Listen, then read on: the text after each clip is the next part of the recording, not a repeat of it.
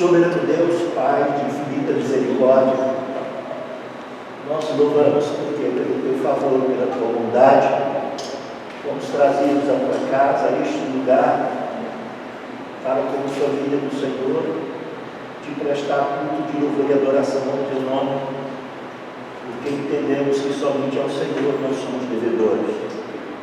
Te louvamos pela presença dos teus filhos que aqui congregam e compartilham deste culto que oferecemos ao Senhor.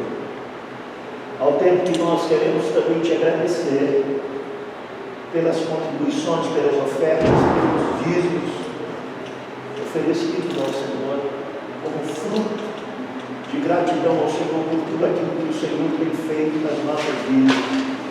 Suplicamos da bênção do Senhor sobre a vida dos teus servos, dos teus filhos, que têm contribuído na tua casa, aqueles que têm depositado os seus dízimos, aqueles que têm colocado as suas ofertas diante do altar do Senhor, que o Senhor possa multiplicar, que o Senhor faça com que cada contribuição, ó Deus, ela possa contribuir de forma efetiva para a expansão do teu Evangelho, a anunciação da tua palavra nesta comunidade.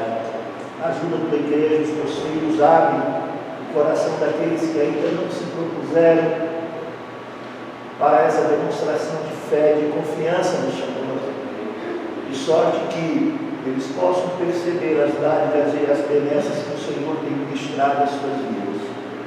Obrigado, Senhor, pela tua igreja, obrigado pela bênção maior, do sustento do Senhor acima de todas as coisas. Que oramos com perdão dos nossos pecados, em nome de Jesus. Amém. A igreja pode se sentar. Passamos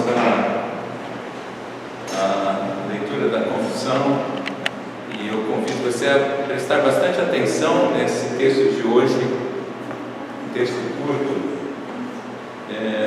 Leamos todos juntos. Como a providência de Deus, todos os crentes, também de um modo muito especial, Ele cuida da igreja e tudo dispõe como Ele quer. Meus irmãos, reparado nesse final, que coisa interessante, né? O Senhor cuida da sua igreja. Eu estava preparando a liturgia essa semana e essa lembrança foi tão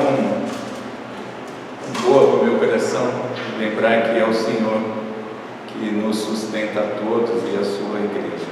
Abra a sua Bíblia agora em Gênesis, capítulo 25. Estamos expondo esse livro, o livro dos começos. Gênesis 25, a partir do versículo 27.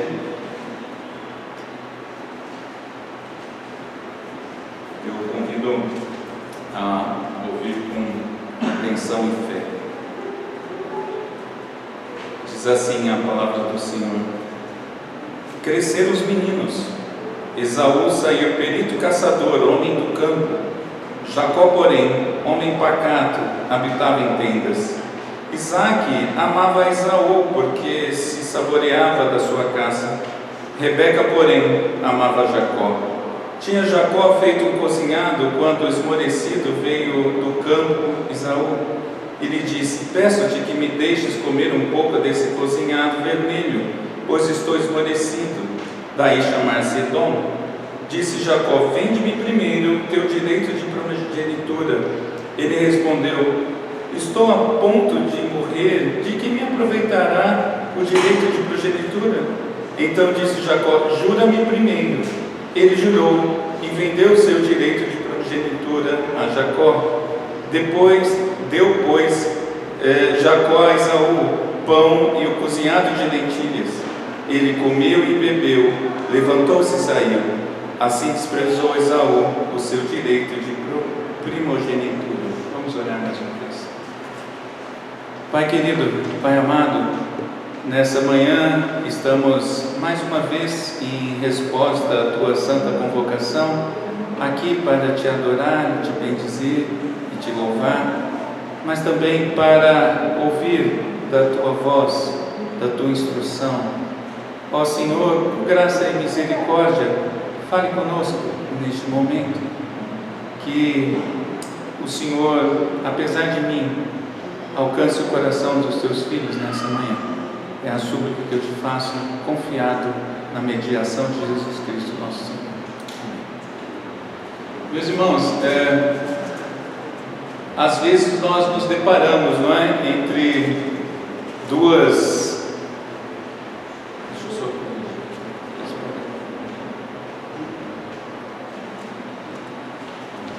A visão já não chega esse texto, né? Entre duas opções e temos dificuldade para escolher. Algumas vezes a dúvida é entre duas coisas igualmente boas, não é? Mas outras vezes a dúvida é entre algo bom e algo ruim, e isso acontece. Quando surge a dúvida, normalmente vem à mente a seguinte pergunta: eu estou trocando o certo pelo duvidoso?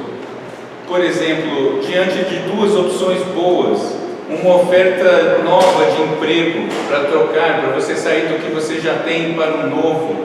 Esses dias, uma das minhas filhas lá longe estava com essa dúvida: pai, eu estou com um trabalho bom, mas surgiu um outro que é melhor. E eu falei: bom, tem que avaliar algumas coisas, são duas situações boas. Um irmão também da nossa igreja passou por isso, saiu o resultado de uma prova que ele havia feito, mas em outro estado. E é isso, o que eu faço? Como a gente escolhe? Mas nem sempre, meus irmãos, a proposta é entre duas coisas boas, ou então de mesmo valor. E hoje nós vamos perceber uma situação assim, onde há uma decisão a ser tomada entre o certo e o duvidoso. E mais que isso, essa escolha é entre o eterno e o passageiro. E nós vamos ver isso em duas partes. Primeiro nós vamos observar aqueles que estão envolvidos nesse relato, e depois vamos ver o que aconteceu propriamente dito.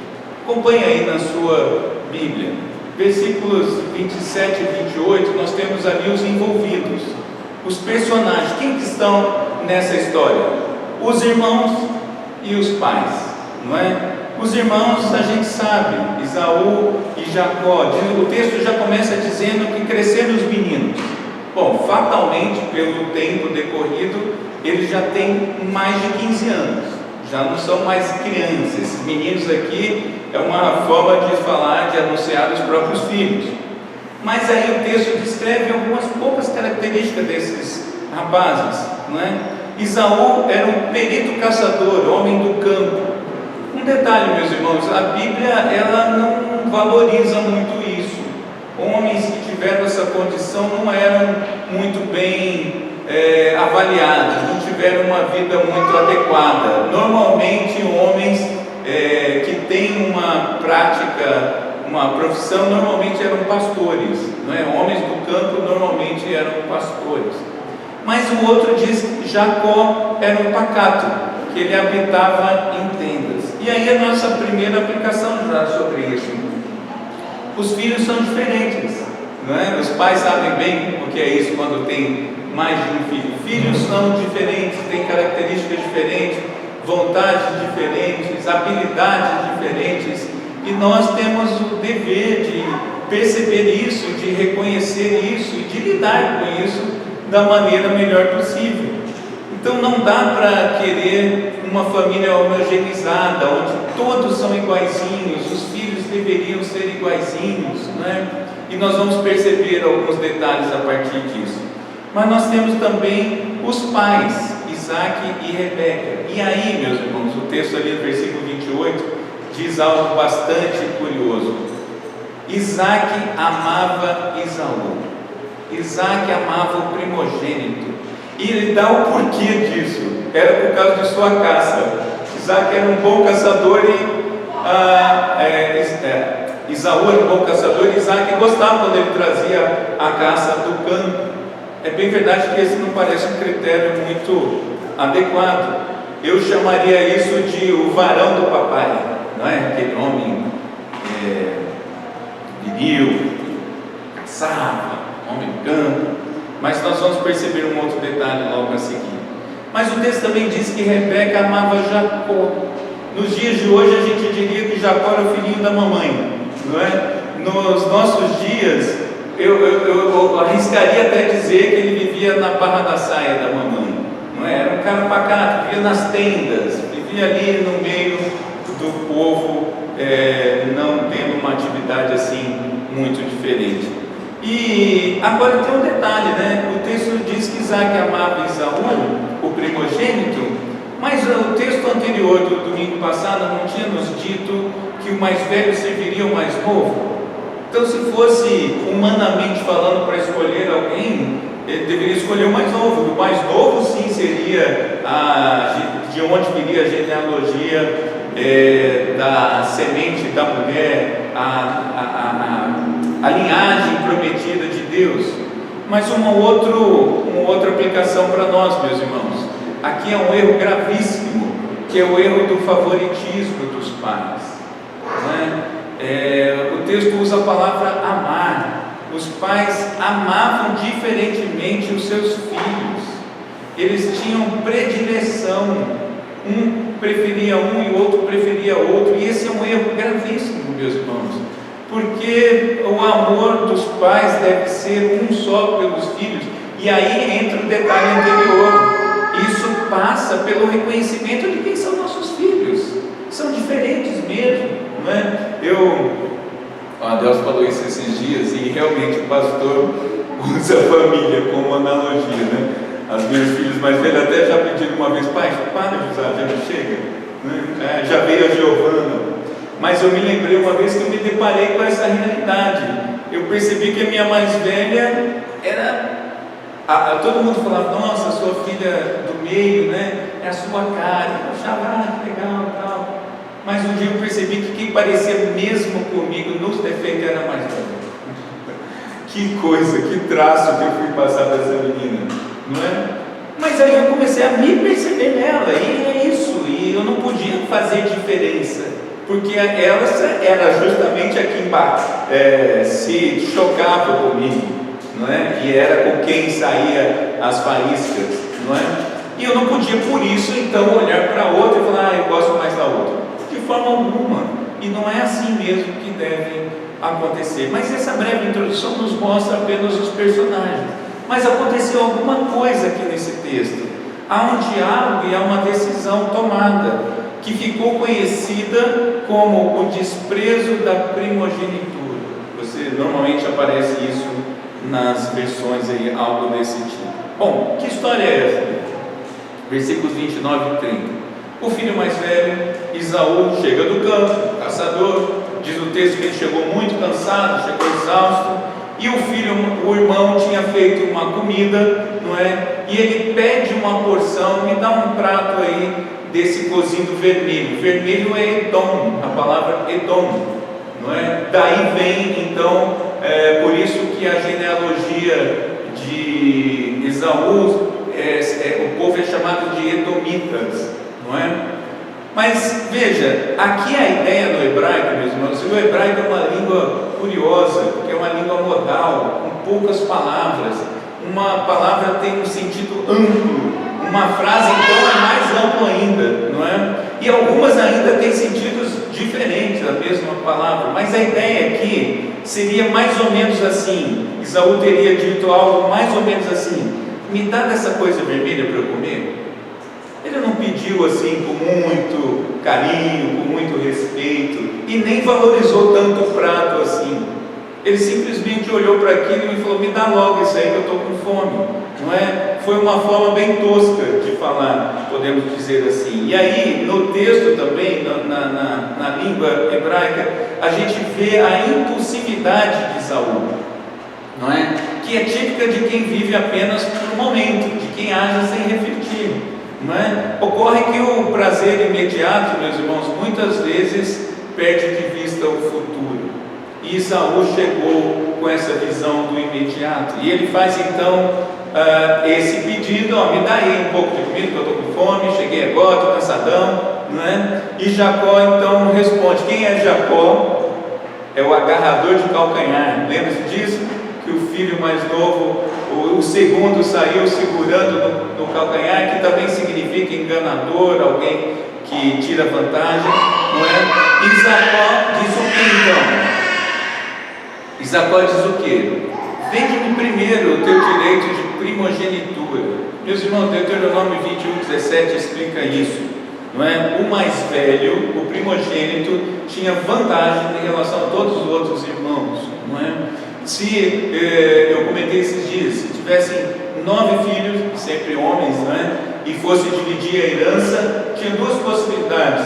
Eu não tenho muita precisão sobre isso, mas ou se dividia por 10 e o primeiro ficava com 2 partes, ou se dividia por 9 mesmo e o primeiro ficava com 2 partes e as outras 7 partes eram divididas por 8. Mas o fato é que o primeiro tinha uma porção dobrada. No caso dos filhos de Abraão, isso inclui a bênção de Deus, porque eles são a família da aliança. E embora o texto tenha dito anteriormente que o mais novo é que se sobressairia em relação ao mais velho, mas o Senhor não disse como isso ia acontecer, e não significa que alguém tinha que agir para isso acontecer. Nós vamos perceber um pouco melhor. E enquanto Esaú age por impulso, Jacó age premeditadamente. Ele fala com sutileza, ele se apressa para cumprir a sua vontade. Nós não sabemos se Jacó estava com a promessa feita por Deus, não é? Ou a história do seu nascimento em mente. Nós não sabemos isso, a Bíblia não fala isso, não é? Mas o fato é que Jacó dá o seu próprio jeitinho. Ele quer ser o mais velho, ele quer os direitos do mais velho. O pior, meus irmãos, versículo 32, é que Esaú concorda, e ele diz: estou a ponto de morrer, de que me aproveitará o direito de primogenitura? Meus irmãos, mais uma vez, Esaú preocupado com as necessidades imediatas. E é claro, meus irmãos, é óbvio que ele não estava a ponto de morrer. Ele não chegou, tipo, ou eu como, ou eu vou morrer mesmo, literalmente. É uma hipérbole aqui. Ele não ia cair morto se não comesse aquele prato, se ele não comesse aquela comida. Agora, eu me lembrei também, quando estava estudando esse texto, que Satanás propôs a Cristo essa mesma situação, uma situação que nos lembra alguma coisa desse tipo. Satanás mesmo fala: olha, isso não é Deus, isso não é o Filho de Deus, transforma essa pedra em pão, não é? E o que Jesus então responde? Não só de pão viverá o homem, mas de toda a palavra que procede da boca de Deus. Percebe a diferença? E Cristo estava em 40 dias de jejum, não é? Sendo atacado pelas feras do campo, assediado por Satanás, morrendo de fome, quase que literalmente. Mas a resposta de Cristo tem a ver com o Senhor, com o Pai. E a resposta de Esaú não. Agora, a negociação do astuto do Jacó, ele não é bobo, meus irmãos. Passa pelo juramento, ele não aceita apenas palavras, não é? Ele fala: você primeiro me jura. Eu fiquei imaginando você dizendo: o prato aqui, mas você quer mesmo? Quero, mas jura primeiro. E aí o peso aumenta, e aí a conversa muda de figura. E diz o texto que Esaú jurou e vendeu o seu direito de primogenitura por um prato de comida. Aqui é uma troca. Parece que na cultura local do Oriente Antigo, ali, em outras comunidades, em outros povos, era possível isso acontecer, sim, não é? Era possível ter essa troca por venda, não é? Mas aqui parece que o povo de Deus assumiu isso, e Esaú jurou e vendeu o seu direito de bênção dobrada, de bênção da parte de Deus, por um prato de comida. E a autossatisfação de Esaú, meus irmãos, e o desprezo pela primogenitura é algo impressionante.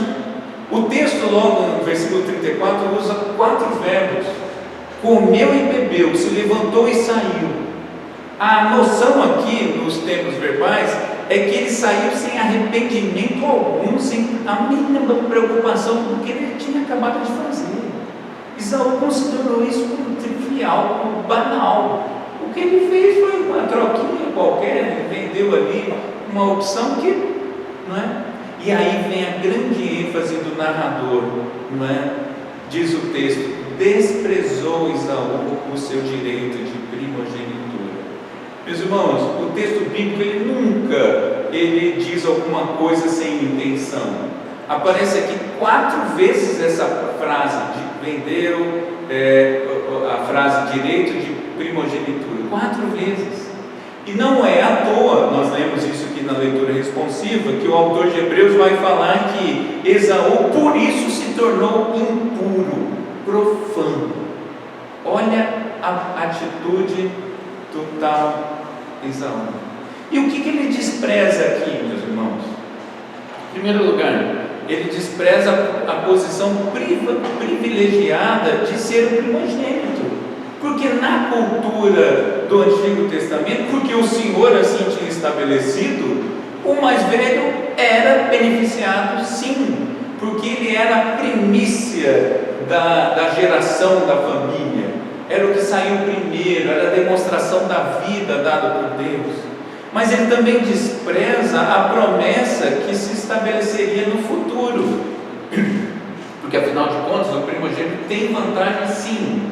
Nós não sabemos como Deus ia fazer essa inversão, e aí ele diz algo que é terrível. Ele diz: de que me aproveitará isso? De que me vale? Do que vale eu ser primogênito? Não vale nada. E mais, ele despreza o cuidado de Deus, porque ele fica ansioso com o presente momento, o momento imediato. Ele não percebe que ele estava trocando o certo pelo duvidoso, ele estava trocando algo que tinha muito valor por algo que tinha pouco valor. E aí, meus irmãos, a gente aprende uma lição sobre isso, não é? Que trocar o certo pelo duvidoso é algo realmente perigoso. Ele trocou a esperança firmada nas promessas feitas pelo Senhor pela satisfação imediata e passageira. É verdade, como eu disse, que Deus havia dito que o mais velho serviria o mais novo, mas a forma do desprezo de Esaú e a forma da busca de Jacó apontam para os seus corações enganosos. Essa luta não começou agora, essa luta começou no ventre. Lembra-se disso domingo passado? Que os dois já vinham nessa briga e agora essa briga continua se mostrando. E eu trago aqui, meus irmãos, algumas aplicações mais diretas para a nossa vida. Em primeiro lugar, sobre trocar o certo pelo duvidoso, cuidado com as escolhas, né? Às vezes, valores espirituais são trocados por alegrias e satisfações momentâneas e passageiras. Esse é um problema que surgiu no Éden, meus irmãos, não é uma coisa nova. O que Satanás disse para Eva? Pode comer do fruto, pois é certo que não morrereis. Essa coisa de trocar o certo pelo duvidoso, meus irmãos, é argumento do diabo, que aliás, diabo no grego significa enganador, não é? Então veja, essa proposta de trocar o que é de Deus pelo que não é antiga. Essa proposta de trocar aquilo que Deus mandou fazer pelo que o coração quer é antiga. Essa proposta de trocar o que o Senhor tinha estabelecido para nós e que é bom, pelo que eu acho que é bom, é antiga. E nós somos tentados, meus irmãos, continuamos a ser tentados a trocar a certeza da fé naquele que não se vê pela satisfação que bate à porta dos nossos olhos, porque o Senhor nós não vemos, mas as tentações são visíveis. Também somos tentados a trocar o que está prometido por Deus, só que por um tempo futuro. O Senhor não estabelece às vezes o tempo, não é? Pela solução imediata apresentada pelo coração enganoso. Deus promete coisas para nós a partir partir da sua palavra, que nós venhamos a cumpri-la, não é? E assim seremos abençoados, mas não, a gente troca pelo coração enganoso. Ah não, isso aqui não é assim, não é desse jeito, não é? Nós somos também tentados, meus irmãos, a trocar a verdade da palavra de Deus pelo engano da palavra dos homens. Muitas vezes a gente cai no canto da sereia. Já ouviu essa expressão? Gente que tem uma conversinha boa, não é? Que você soa e fala, cara, que coisa boa isso aqui. Eu acho que tem razão. E veja, eu estou falando, e isso é de forma mais ampla, isso acontece dentro da igreja.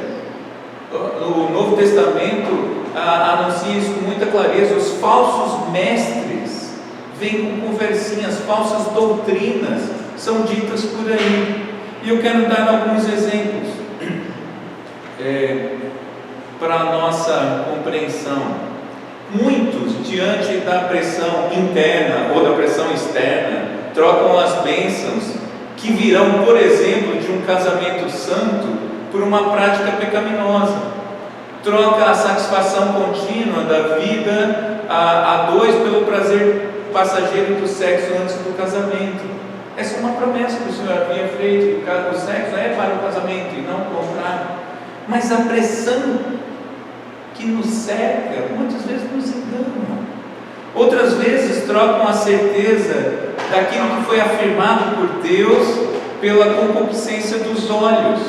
E eu vou dar um exemplo muito claro, não é? O namoro em julgo desigual. O Senhor falou claramente na sua palavra, e a gente troca, porque a gente acredita em nós mesmos, nós acreditamos no nosso coração. Às vezes trocamos a bênção de cultuar a Deus no dia do Senhor e de se alimentar do alimento eterno da sua palavra pela comissão extra no salário do mês que pode ser gasto com um prato melhor de comida. Eu tenho visto isso ao longo da caminhada pastoral. Então, meus irmãos, não sejamos ingênuos. O mundo jaz no maligno. Por que você acha que as coisas no domingo são melhores humanamente falando? Eu passo para vir para cá, minha nova rota, né, passar pelo Tapa Park, e eu olho assim, o Tapa Park lotado de coisas que parecem que em si são boas. Prática desportiva, uma corridinha, uma caminhada, um joguinho de futebol, tudo isso em si é ótimo. Mas eles estão trocando isso pela adoração ao Senhor. É bem verdade que alguns talvez nem saibam disso, não é? Mas tem um outro detalhe também. Uma vez eu estava conversando numa farmácia e a moça me falou, eu vou trabalhar domingo. E aí, por que você vai trabalhar domingo? Não, porque as contas em casa estão apertadas e domingo a comissão é maior.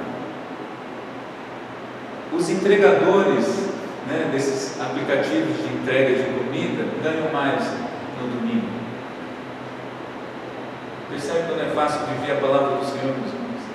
O cara tem que trocar ali, eu tenho que pagar a conta, eu adoro o Senhor. E ele duvida que o Senhor sustenta, porque essa é uma dúvida que passa na mente de cada um de nós. Mas ele também, um outro exemplo é trocar a alegria de ser reconhecido pelo próprio Senhor no futuro como servo bom e fiel, pelo sucesso profissional a qualquer preço hoje. O Senhor falou, olha, se você for no futuro, o povo de Deus, os que guardam a fé, os que cumprem a boa batalha, como disse Paulo, vão ouvir do Senhor, entre servo bom e fiel. Mas tem gente que troca pelo presente. Eu não quero ser fiel hoje. Nós lemos também intencionalmente na leitura inicial o apóstolo João, chamado o apóstolo do amor, dizendo, olha, quem ama a Deus cumpre os mandamentos de Deus. Simples assim. Mas essas palavras não são do apóstolo João, são do próprio Cristo. Aqueles que me amam fazem o que eu mando. Jesus é um pouquinho mais radical, não é? Ele não fala, e aí eu acho curioso as pessoas falarem, o Deus do Antigo Testamento é muito radical. Radical é Cristo, meus irmãos. Vocês não entenderam ainda o Evangelho, que diz Porque Cristo fala exatamente essas palavras: vocês já não são meus servos, são chamados de amigos, mas é meu amigo aquele que faz o que eu mando, não o que eu sugiro, o que eu dou a dica, o que eu peço, não, é o que eu mando. E nós, o povo de Deus, que amamos a Deus, obedecemos a palavra de Deus. E aí nós olhamos para Cristo, que não trocou a sua obra por nenhum benefício ofertado nesta terra. Lembra mais uma vez, vamos lembrar mais uma vez da tentação no deserto? 40 dias ali passando fome, toda sorte de dificuldade ali no deserto. E deserto, Brasília nos ajuda a entender um pouquinho do deserto. De dia calor para caramba, de noite frio para caramba, no deserto mesmo, não é? Bichos vindo sobre Cristo, diz o texto, e o diabo em pessoa tentando a Cristo continuamente, não é? Mas o Senhor tinha algo em mente, meus irmãos. O Senhor tinha a fala do Pai gravada no seu coração. E o Pai tinha dito para ele, antes de ir para o deserto, levado pelo Espírito, o Pai disse o quê? Você é meu filho amado, em ti eu me agrado. É essa a mensagem que nós temos que ter em mente. O Senhor nos ama, Ele deu a vida por nós. Então nós não temos que ceder às coisas do mundo. E Cristo nos anuncia que nós podemos vencer todas as tentações, porque não vem tentação sobre nós, essas que nós não consigamos vencer. Então, meus irmãos, é essa lembrança que nós precisamos ter, e a resposta nessas e tantas outras situações para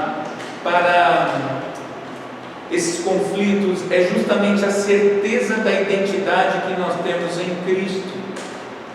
Se você tiver qualquer dúvida nesse mundo, você precisa lembrar que você é a imagem e semelhança de Deus. O Senhor te fez diferente do restante todo da criação.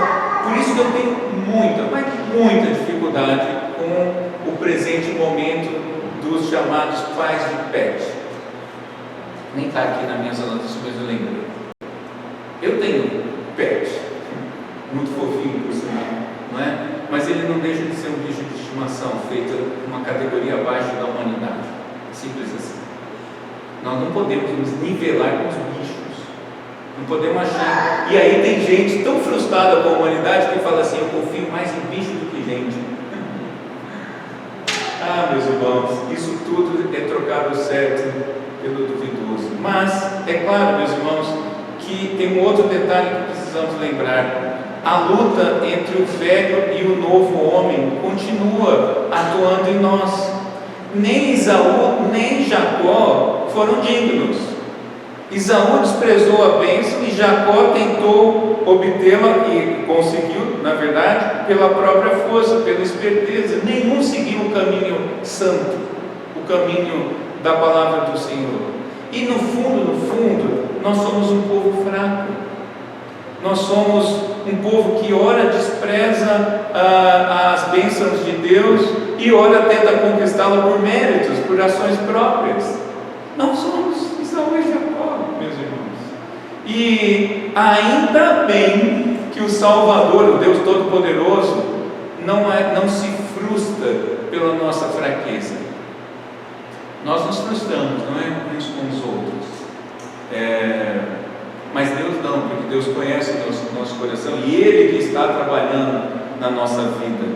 Eu tenho dito, desde que começamos aqui a plantação da capital, cada um já teve algum tipo de conversa particular comigo e eu já garanti uma coisa para cada um de vocês: eu vou decepcioná-los em algum momento. O problema é que quando acontece a pessoa não me perdoa. O pastor fez isso. Mas, meus irmãos, nós somos essas pessoas que falham, que fraquejam. E nós precisamos lembrar disso. As bênçãos do Senhor, a graça, a misericórdia, não são dadas por nossos méritos. Elas são dadas apesar de nós. O Senhor nos conhece. Deus ama o seu povo. Deus vai continuar conduzindo o seu povo até chegarmos à terra prometida. Nós temos Cristo mediando a relação com o Pai, por isso que ele é chamado de mediador. Por que você pode chegar, Deus Pai Todo-Poderoso, eu estou necessitando disso e eu te peço isso? Por que você pode chegar diante do trono do Rei dos Reis, do Senhor dos Senhores, e não ser fulminado? Porque você tem um mediador. Quando você vai entrar, já viu filme de reis? Quando alguém vai entrar na presença do rei, alguém fala, peraí, ou em filme do Império Japonês, se curve antes de chegar perto do imperador e se mantenha curvado. Por que essa solenidade toda? Muito mais diante do Deus Todo-Poderoso. Nós jamais chegaremos diante do Deus Todo-Poderoso sendo pecadores. Mas Cristo diz o que? Pai, eu já paguei a conta dele, então pode ouvir. Pode ouvir o que ele vai falar. Isso é a obra de Cristo. E mais, e nós ainda temos o Espírito Santo nos sustentando, habitando em nós e traduzindo a nossa fala diante do Pai. Porque o texto bíblico diz que o Espírito Santo intercede por nós com gemidos inexprimíveis, ou seja, ele fala de uma forma que o Pai entende.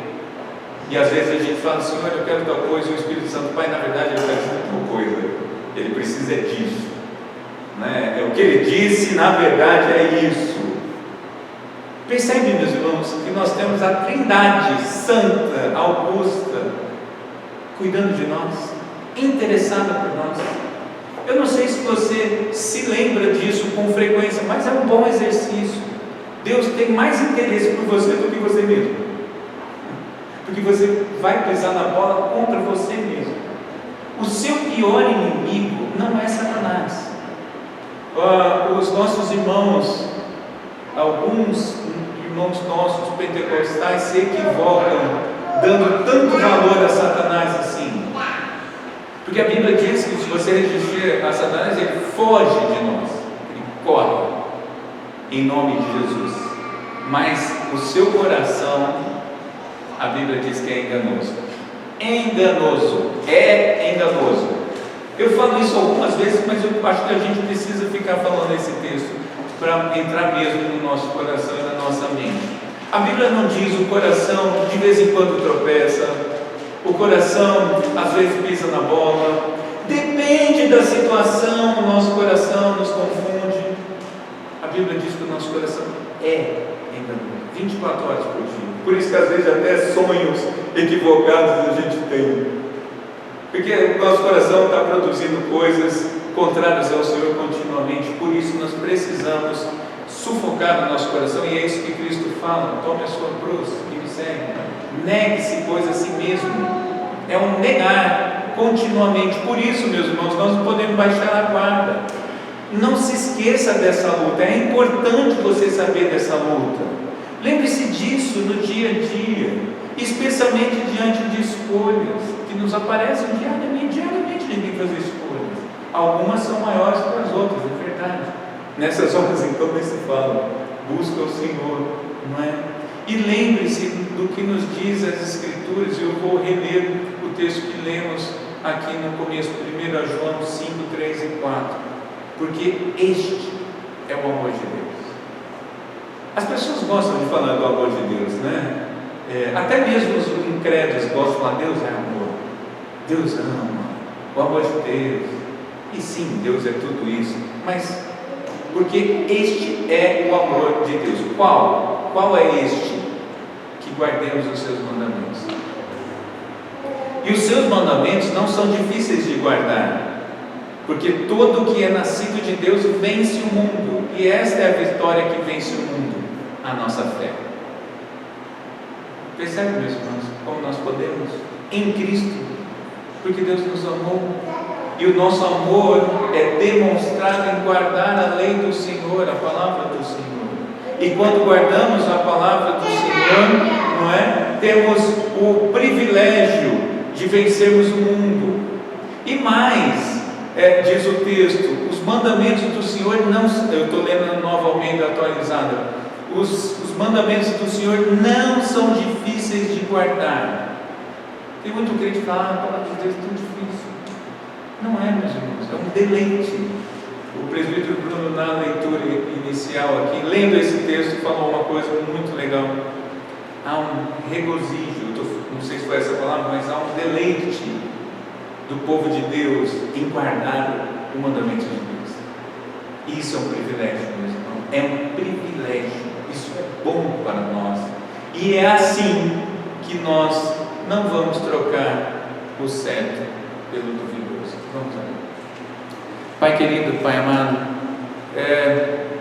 esses assuntos muitas vezes calam fundo ao nosso coração, porque está expondo a nossa própria realidade, os nossos pecados, os nossos delitos, mas também a Tua palavra nos traz alento, porque sabemos que o Senhor nos ama, o Senhor nos guarda, o Senhor nos livra do mal, nós sabemos disso. Ó Deus, te pedimos ainda que nos sustente no próprio guardar a Tua lei. Somos tão falhos que precisamos do Senhor até mesmo para isso, mas a beleza da Tua palavra nos diz que o Senhor faz isso, e nós confiamos nisso. Nós confiamos que Cristo há de completar a boa obra em nós que já foi iniciada, e é nisso que nós descansamos nessa manhã, no nome e na obra de Jesus.